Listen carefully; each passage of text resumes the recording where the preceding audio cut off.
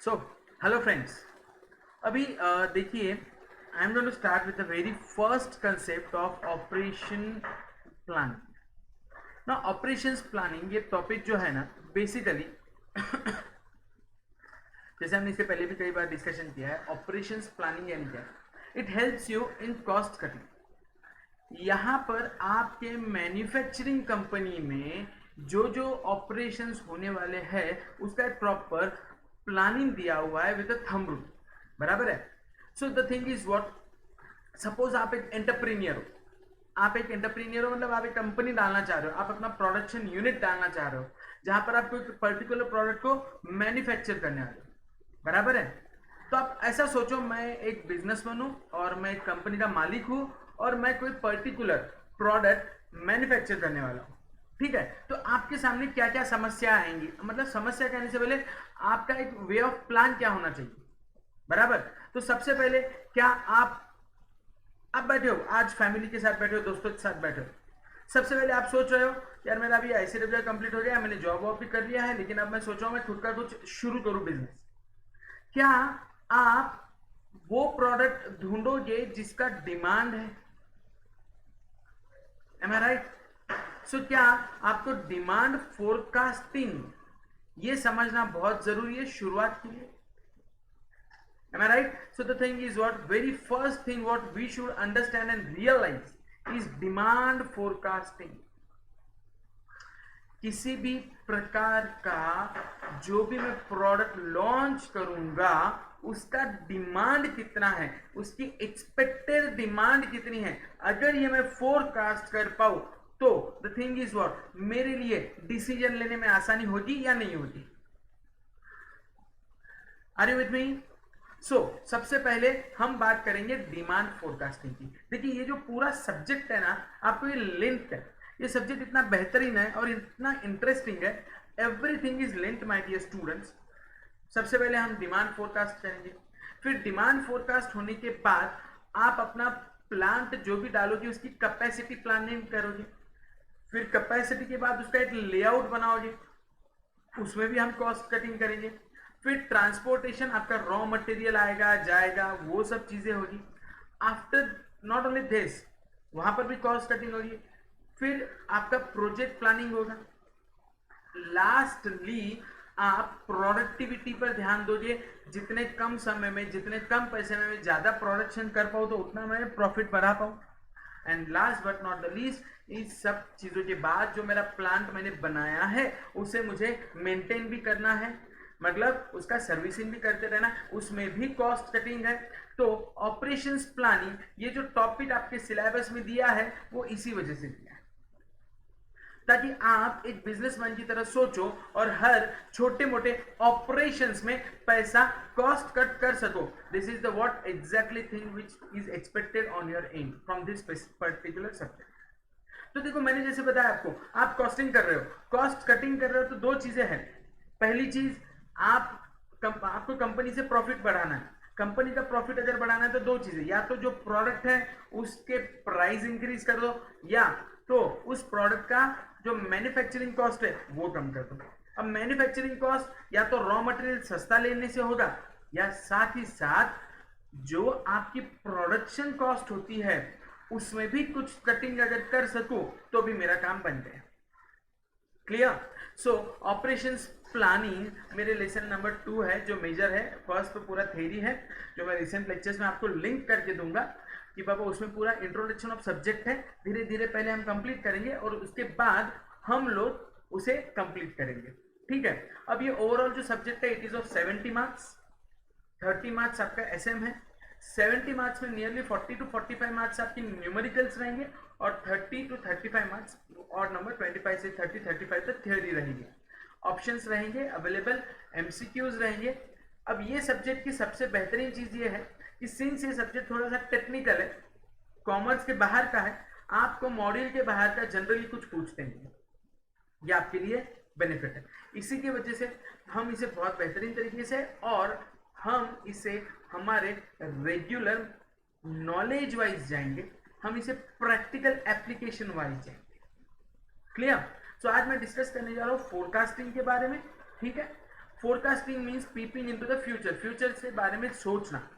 As future is unknown and is anybody's guess, but the business leaders in the past have evolved certain systematic and scientific methods to know the future by scientific analysis based on facts and possible consequences.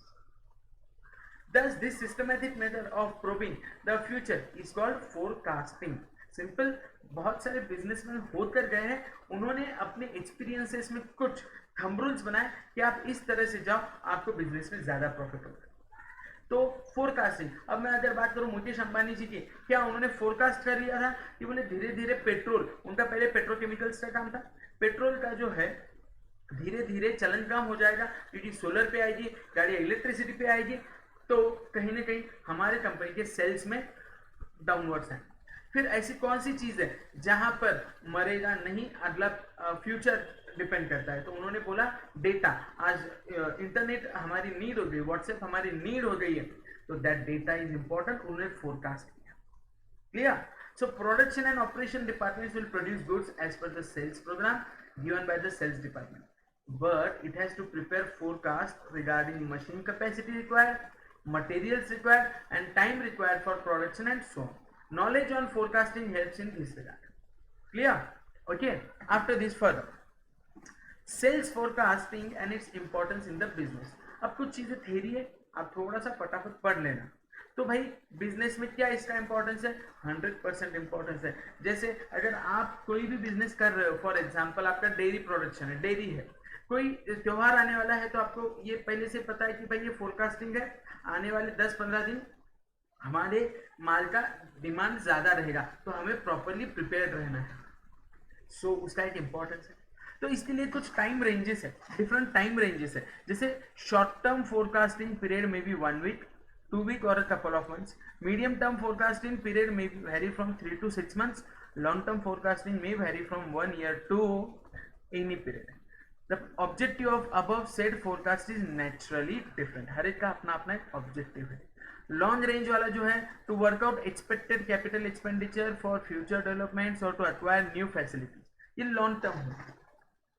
मुझे 2 साल बाद कोई नया product launch करना है, उसके बारे में कितना खर्चा आएगा, क्या आएगा, कैसे आएगा, ये सारी चीजें. To determine expected cash flow from sales, to plan for future manpower requirements, to plan for material requirements, to plan for research and development. Here much importance is given to long range growth factor and so on.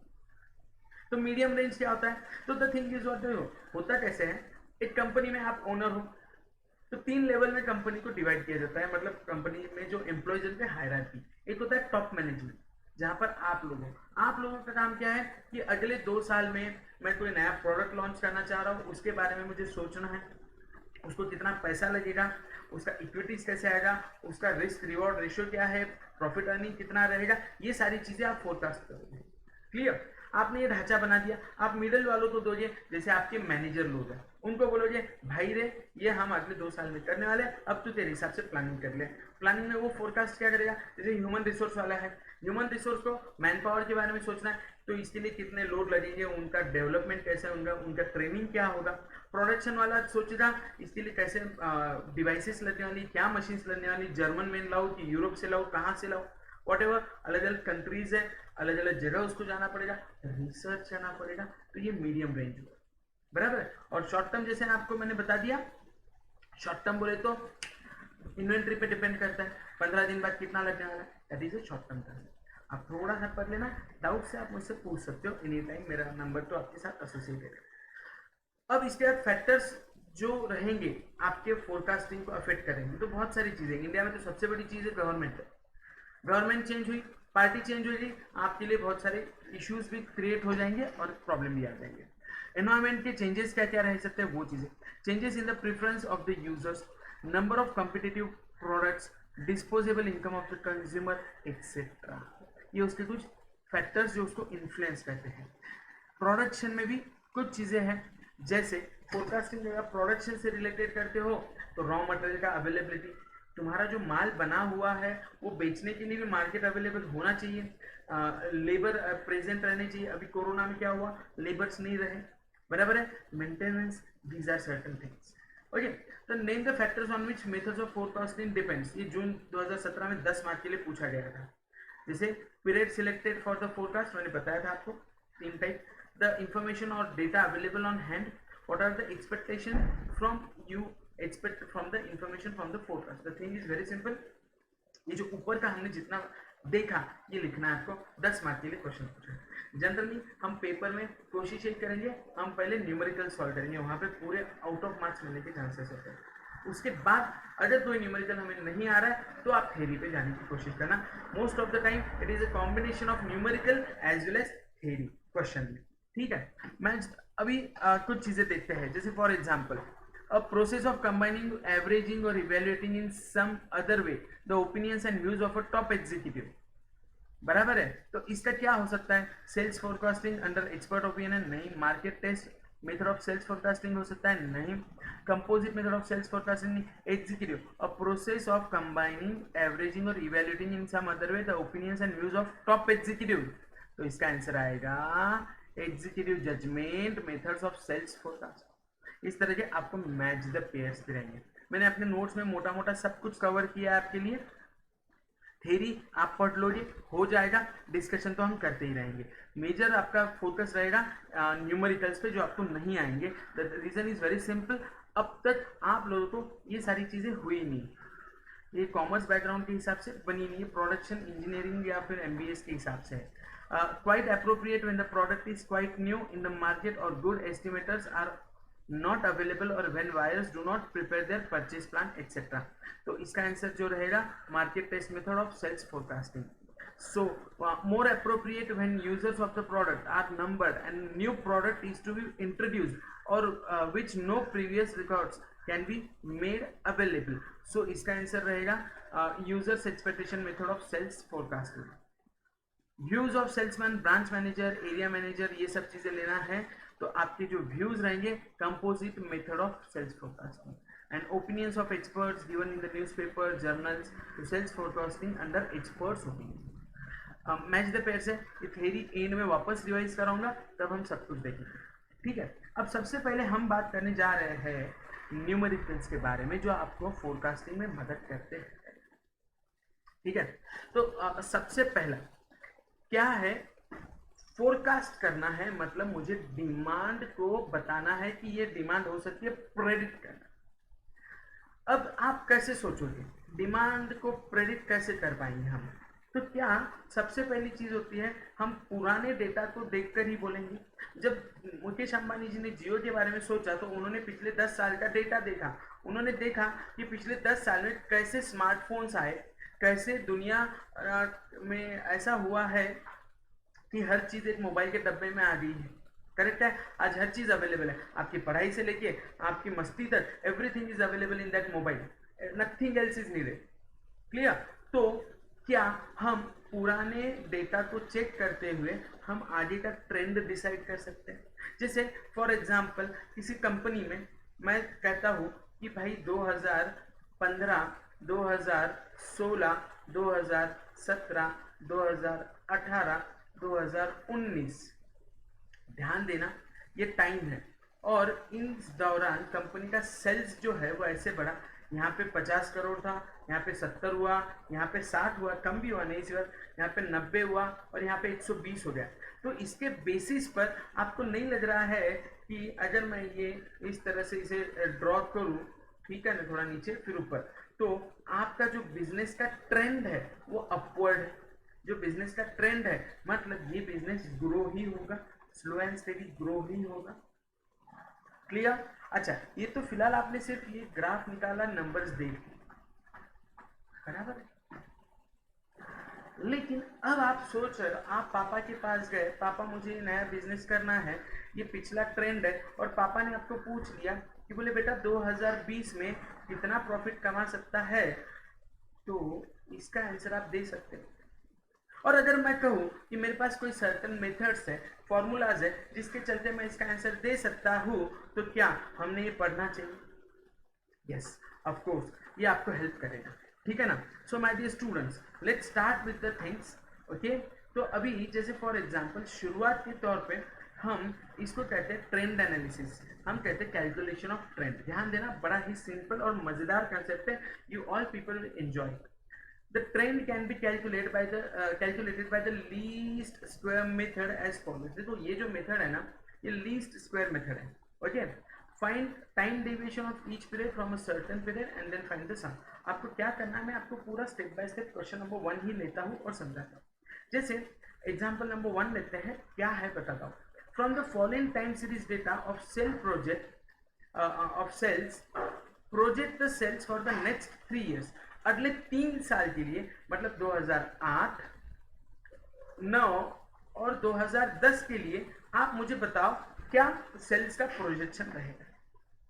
Okay, अब अगर मैं ये table लेता हूं, ध्यान देना, year ध्यान दो, 2001, 2002, 2003, 2004, 2005, 2006, 2007। ओके, और आपको दिया हुआ है सेल्स, क्या दिया हुआ बेटा, sales, and sales in ₹1000, 1000 units.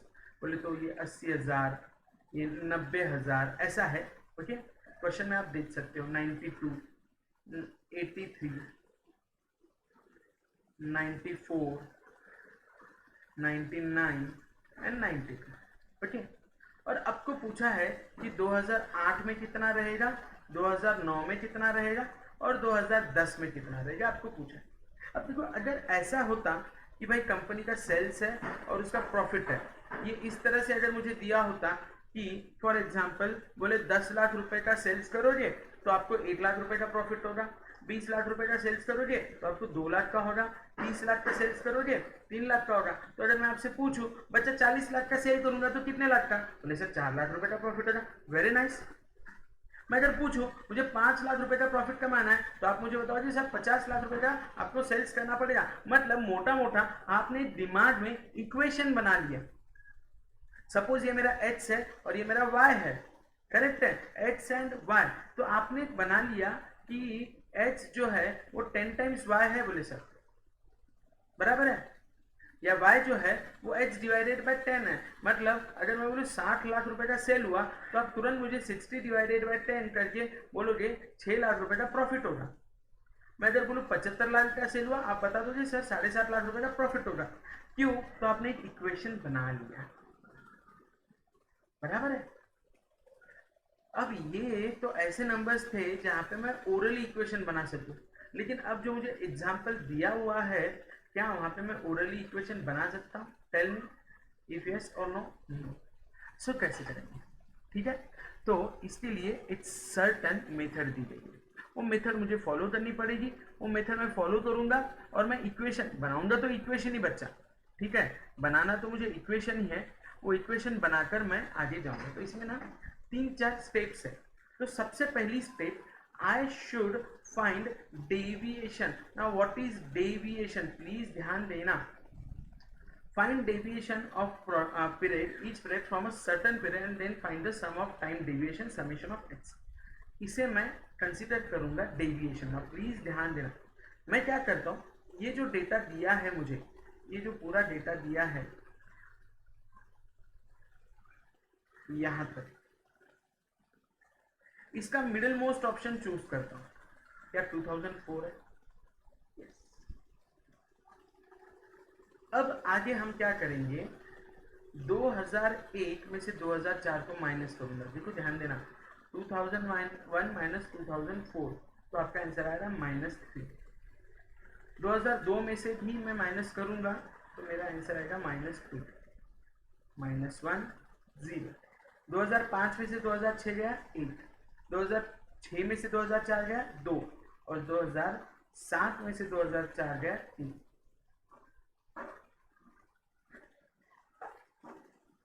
Okay, please concentrate and tell me, क्या ये चीज समझ में आई आप सभी को? हाँ या ना? सो पहली चीज, find time deviation of each period from a certain period and then find the sum of the time deviations. तो इसमें जो टाइम डेविएशन रहेगा उसका आपको आगे कंटिन्यू करना है। पहली चीज डेडिकेटेड, मैंने क्या किया मैं फिर से आपके साथ डिस्कस करने जा रहा हूँ। मैंने क्या किया, मैंने मिस कर दिया, शिट, पूरा लिख के बैठना पड़ेगा, होल्ड ऑन।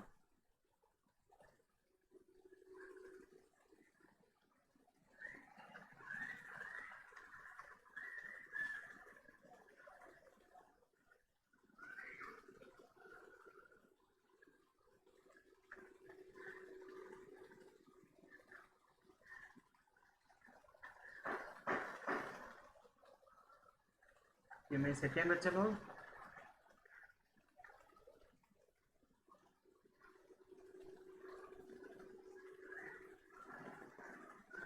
फिर से लिखते हैं 2001, 2002, 2003, 2004, 2005, 6, 7, 8, ठीक है, हमें तो इतना ही दिया हुआ है, हमें इतना ही देखना है।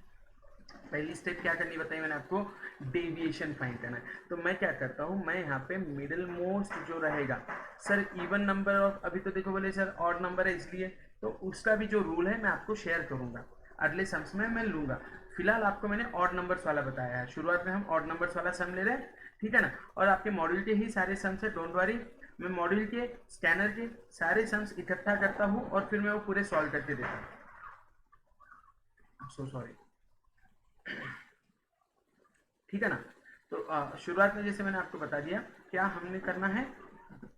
सो अभी मैं निकाल रहा हूँ 2001 में से 2004 गया तो बचा -3, -2, -1, 0, 1, 2, 3। आपको समझा क्या, मैंने 2001 में से व्हाट आई एग्जैक्टली डेड, यहाँ पे 2001 में से 2004 को माइनस किया तो -3 बचा, फिर 2002 में से 2004 को माइनस किया, -2 बचा, and so on. Clear, okay. इसका टोटल अगर आप करोगे ना तो वो हमेशा 0 ही आएगा सिंस डेविएशन, ठीक है, डन। दूसरा, अगला, अब अगली step, square the time deviation of each pair and then find the sum of the squares. तो इसका मीनिंग मुझे अगली स्टेप में क्या करना है, इसका डेविएशन का स्क्वायर। 9, 4, 1, 0, 1, 4, 9, 10 और 4 14 और 14 28, बराबर है, ये हुआ मेरा 28 पॉइंट। अब अगला क्या है, what exactly the third thing which I am going to follow, multiply time division with the sales. Now this is my Y, ये मेरा y है और ये मेरा x है, हो गया, x y निकालना पड़ेगा। So find the value of x and y। पहला है सम, थोड़ा सा समझने में हल्का सा इट विल टेक टाइम, बाकी कोई दिक्कत नहीं। 240, 360, 92, 0, 94, 94 इंटू 4 बोले तो आई गेस 396, है ना।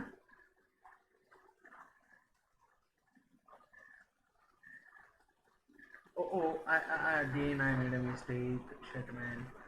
यहाँ पर आपको ये करना है, क्या करना है, दीज टू, ये दो, 80 - 240 -180 -92, 0, 94, 92 into 2 that is 198, 92 into 3 that is 276 and the total goes 56। Okay, now ध्यान देना, मैंने आपको बताया कि हम एक इक्वेशन बनाने जा रहे हैं, इसके पहले भी आपने एक इक्वेशन बनाया। सपोज अब इक्वेशन क्यों बना रहा हूँ मैं पहले ये बता दूँ आपको। सपोज मैंने कोई मैंगो सेलिंग शॉप रखी है और मेरे यहाँ रामू नाम के बंदे को काम पे रखा, उसको बोला तो भाई जितने डजन आम बेचेगा पर डजन 200 रुपए का मैं तुझे कमीशन दूंगा। तो क्या income of Ramu will be 200 into number of dozen. अगर उसने 4 डजन बेचा तो आप उसको इनकम के लिए 800 रुपए दोगे पर डे, वॉट एवर जो भी जितना बेचेगा। तो ये आपने एक इक्वेशन बना दिया। पिछले एग्जाम्पल में आपने इक्वेशन क्या बनाया था, बोले सर y जो है ना बोले h/10 है बोले, या फिर आपने बोला था sir x is equals to 10y। So there is a certain generalised equation आपने बनाई थी, एम आई राइट। सो हमारा जो इक्वेशन बनता है वो बनेगा, हमें जो इक्वेशन बनाना है यहाँ पर, that equation will be y is equals to, note करो, a plus bx। Now this is the required equation, ये इक्वेशन है, ये एक लाइन का इक्वेशन बनेगा जहां पर आप फोरकास्टिंग कर सकते हैं, बराबर है। y और x दो कोऑर्डिनेट्स हैं, y is equal to a plus B X. Now जहां पर a का वैल्यू है summation of y upon n और b का वैल्यू है summation of X Y upon summation of X square. Now please concentrate, a का value क्या है summation of y upon n and b का वैल्यू है summation of X Y upon summation of X square. याद करना है, learn करना है। देखो मैंने आपको क्या बताया, आपको फोरकास्ट करना है। फोरकास्टिंग करते समय आपके पास दो ऑप्शन है, दो चीज है ना, एक सेल्स है ओके और एक है प्रॉफिट। ध्यान देना, आपको सेल्स यानी एक्स है, प्रॉफिट यानी वाई है, मतलब दो वेरिएबल के बीच में एक रिलेशनशिप बनानी है। वो रिलेशनशिप जो है वो है y is equal to A plus B X. वो रिलेशनशिप क्या है, y is equal to A plus B X. वो रिलेशनशिप क्या है, y is equal to A plus B X, where a is what summation of y upon n and b is what summation of xy upon summation of x square। Correct है। अब आपको क्या क्या दिया था, आपको दिया था टाइम, तो उस पर से आपने निकाला value of x that is called as deviation, common number लेकर। फिर आपने निकाला और क्या चाहिए मुझे, तो बोले सर एक्स वाई चाहिए और एक्स स्क्वायर चाहिए। क्या मैंने ये सब चीजें निकाल ली, मैंने एक्स स्क्वायर निकाला, मैंने एक्स वाई निकाला। क्लियर। अब मैं निकालने जा रहा हूँ value of A and value of B. देखो आज का लेक्चर थोड़ा आपको समझना पड़ेगा, बहुत सिंपल है बट समझते हुए चलना पड़ेगा। It is really interesting and easy to, but I need to understand. So the thing is what, मेरा इक्वेशन क्या बनेगा कि बच्चा लोग y is equal to A plus B X. Fine. अब बताओ a का वैल्यू क्या है, what is value of a, okay summation of y upon n है, तो what is summation of y, tell me. y का टोटल करना पड़ेगा, ओके y का टोटल आ रहा है 630। जस्ट अ मिनट, एक मिनट होल्ड करना,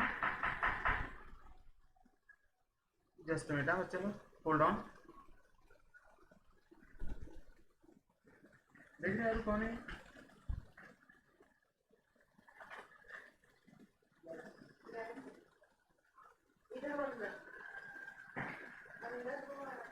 पापा है क्या वहां पे, गैस लो। हाँ बच्चा लोग, तो 630 आया टोटल।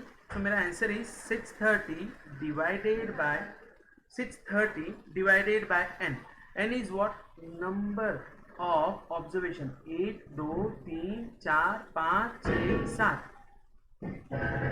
तो मेरा a का वैल्यू जो आया ना 630 divided by 7 that is 90। a का वैल्यू 630 divided by 7 that is 90, 90 okay. And b का वैल्यू जो मुझे चेक करना है that will be what, summation of X Y upon summation of X square. Summation of X Y is our 56 और summation of X square is our 28। The answer is 2। अब देखो बेहतरीन तरीके से आपने इक्वेशन क्या बना लिया, y is equal to a।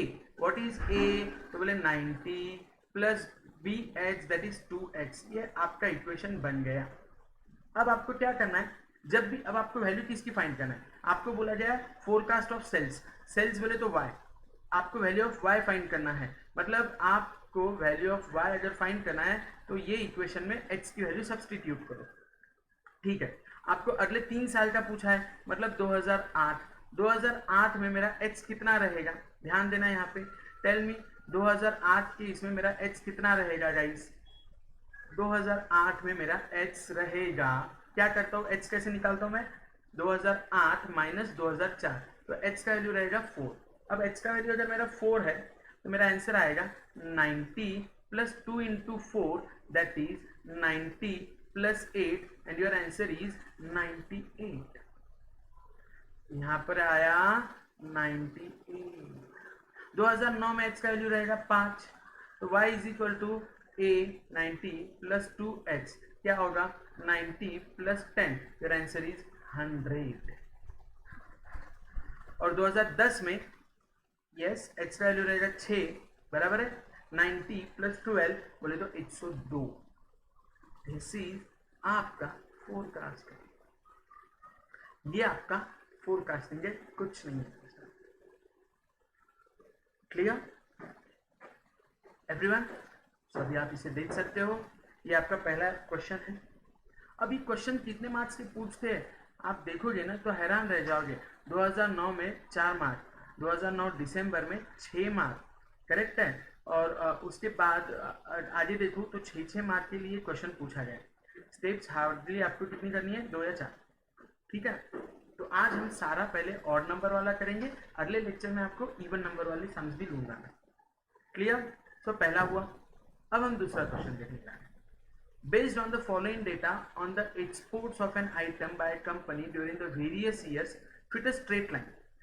For the time being, assume that a straight line gives a good fit. Okay, no worries. Give a forecast for the year 2013 and 2014. अब देखो 1 2 3 4 गणपतीचा जय जयकार, am I right?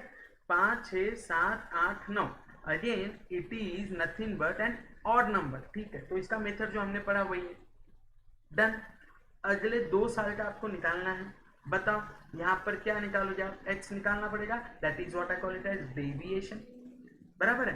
तो आपको एक equation बनाना है, equation है y is equal to a plus B H, okay done. तो आपको a का वैल्यू लर्न करो, what is a, what is a, what is a summation of y upon n, a summation of y upon n, a summation of y upon n, b summation of xy upon summation of x square, b summation of xy upon summation of x square, simple, पक्का। तो 3 चीजें, y is equal to a plus bx, a summation of y upon n। पहले अगर ये मेरा y है तो बताओ इसका टोटल कितना आ रहा है, यस बच्चा लोग, give me the total, everyone can you help me out.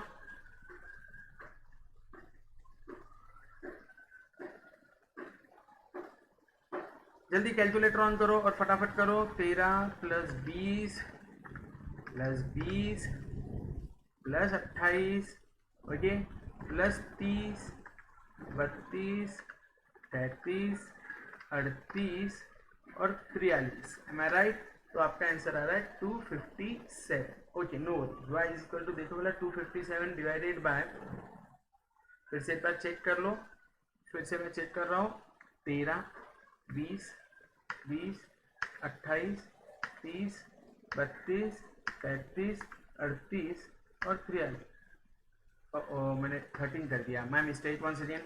13 plus 20 plus 20 28, okay, 30 32 33 38 43, ओहो, 13 30 20 28 30 32 33 और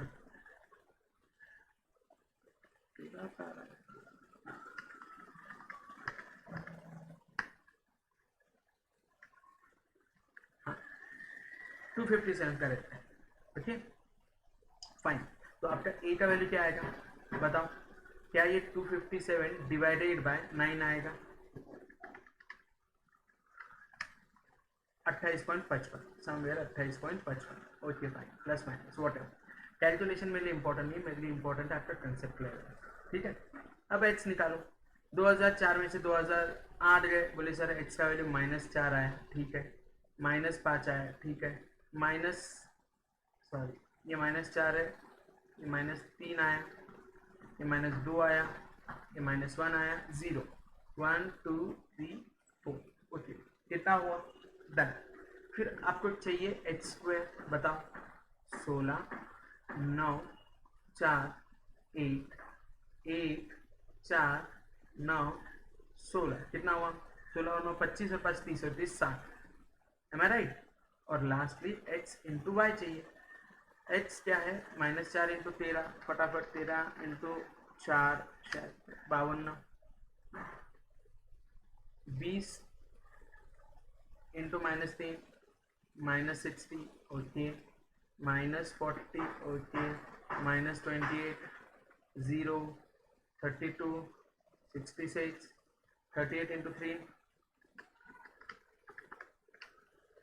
114 43 इंटू 4 172, टोटल बताओ इसका, 172 plus 114 plus 66 plus 32 -28 -40 -60 -52, answer is 204। एक बार क्रॉस चेक कर लो फिर से, क्या दिया है देख लो, 172 plus 114 plus 66 plus 32, okay, minus 28 minus 40 minus 60 and minus 52. Your answer is 204. हो गया? और 20 यानी क्या हुआ? Summation of X Y that is 204 upon 60, ये हुआ 3.4. So my answer is y is equal to a 28.55 plus 3.4x. कोई दिक्कत क्या बच्चा लोग? Tell me any issue? पक्का? सो इस हिसाब से आप इसे कंटिन्यू कर सकते हो. अब आगे हमें क्या करना है बताइए. Next further and the last concept फटाफट. क्या वैल्यूज मैंने सब्सटीट्यूट कर देना चाहिए? ओके, एक्स का वैल्यू बताओ कितना आएगा. What is value of x? जो सब्सटीट्यूट करना है मैं थोड़ा सा यहाँ का रब कर देता हूँ पोर्शन, ध्यान देना. वैल्यू ऑफ एक्स कितना आएगा?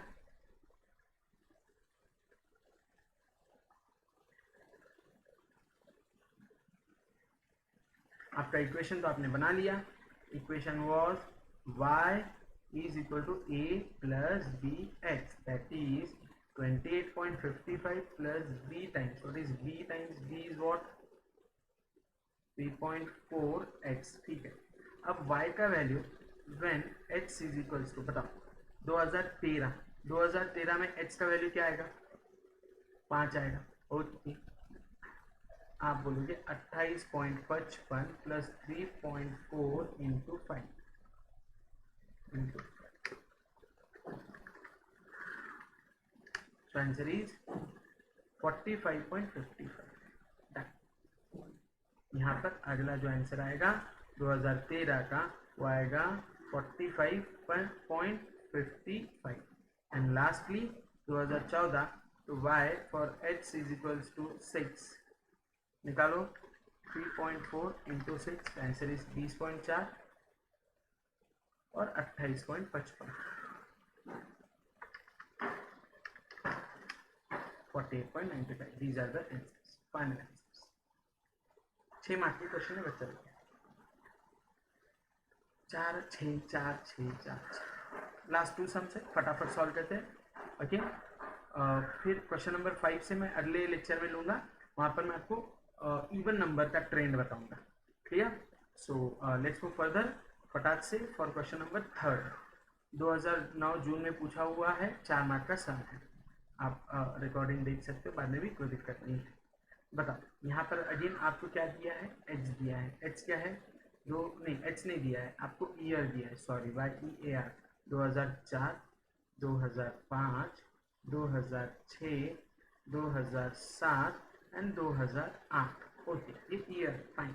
सेल्स बोले तो अपना वाई रहता है जनरली. सेल्स डायरेक्टली ले लेता हूँ मैं Y, nothing to worry. 3 14 36 4 and 33. अब आपको एक इक्वेशन बनाया है ना, y is equal to A plus B X, Y is equal to A plus B X. A summation of y upon N and B summation of X Y upon summation of X square. Learn करो. summation of y upon summation of y upon n, summation of xy upon summation of x square. Clear? Summation of y निकालो कितना आ रहा है? 33 plus 4 plus 36 plus 14 plus 3. The answer is 90. Okay. अब x निकालना है. Deviation common 2006 से निकालो. कितना आ रहा है देखो वाला फटाक से. 2006 बीच वाला नंबर कितना है? 2006. I hope everyone is with me. किसी को कोई दिक्कत नहीं है? इतना अच्छे से समझ में आया सभी को? कमॉन ट्राई करो. मेरे स्पीड से ही चलने दो, मेरे साथ ही चलने दो, कोई दिक्कत नहीं. I will wait for 1 minute. Let's say 1 minute के लिए रुकता हूँ. चाहिए तो मैं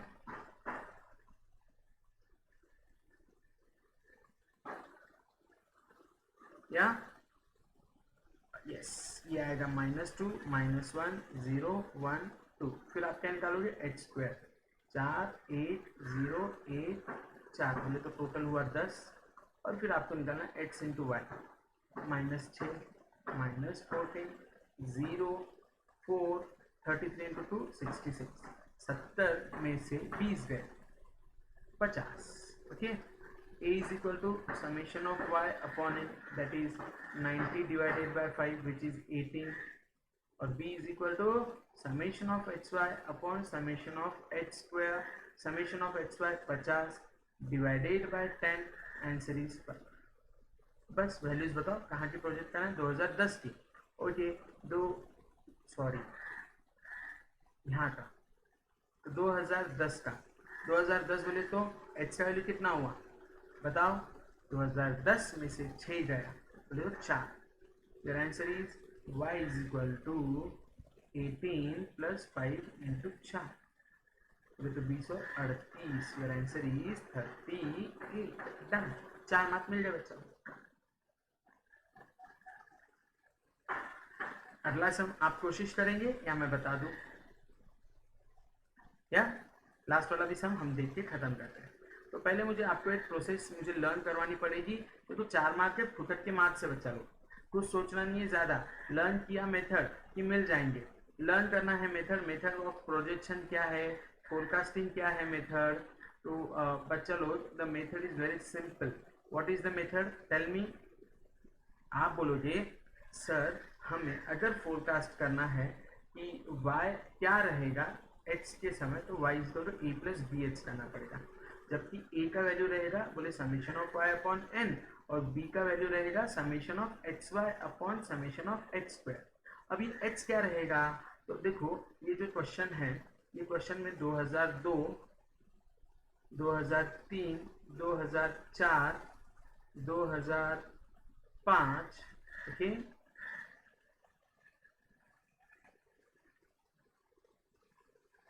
2006 और 2007 एंड 2008, 3, 4, 5, 6, 7. ओके, अब ये ईयर्स है, एच निकालना है तो डेविएशन, बीच वाला नंबर 2005 आएगा, 3 और 3 बराबर, तो -3, -2, -8, 0, 1, 2, 3. ओके, फिर एच स्क्वायर 9, 4, 1, 1, 4, 9, 10 और 4, 14, 14, 28 बराबर है क्या. फिर निकालेंगे लास्टली x इंटू वाई. बोलो वाई तो अपन ने लिखा ही नहीं, y लिखना पड़ेगा. बोलो y क्या है, 110, सॉरी 90, 100, 102, 93, 104, 109 एंड 102. ये मेरा y है. तो x इंटू वाई निकालो, -270, -200, -102, 0, 104, 100 नहीं 218 और 306. बस टोटल करो, 306 plus 218 plus 104 minus 102 minus 200 minus 270, total आ रहा है 56. Okay, done. अब आप क्या करोगे, यहाँ पर y equal to A plus B X. What is value of A, summation of y upon N. Summation of y निकालना रह गया. चलो समेशन ऑफ y बताओ, 90 plus 100 plus 102 plus 93 plus 104 plus 109 plus 102, 700 divided by 7, 3, 3, 6, 7, 700 divided by 7, answer is 100. और y का value, और sorry b का, that is summation of X Y upon summation of X square. X Y का 56 bye 28, का answer is 2. बस 2010 के लिए निकालना है इसका भी आंसर. 2010 में कितना आएगा x का वैल्यू, 9 में 4, 10 में 5. आपका आंसर बताओ. a, what is a, 100 plus b कितना है, 2 into 5, that is 110. Clear. So पहले लेक्चर में हमने इतना देखा और समझ लिया. Are you with me? Did you get the concept very clearly? Ping me if you have any doubt. मैं कल के लेक्चर में मीन्स नेक्स्ट जो अपलोड हो जाएगा आपका उसमें ये सारी चीज़ें लूँगा और अपन अगले मेथड पे शिफ्ट हो जाएंगे। मोस्ट प्रॉब्ली आपको मिल जाएगा जल्दी से जल्दी। क्लियर? इसका मेथड थोड़ा सा अलग है, वो मुझे बताना पड़ेगा। बाकी ये मेथड आपको समझ में आया? पक्का? डन बच्चा लोग, I will stop in this lecture.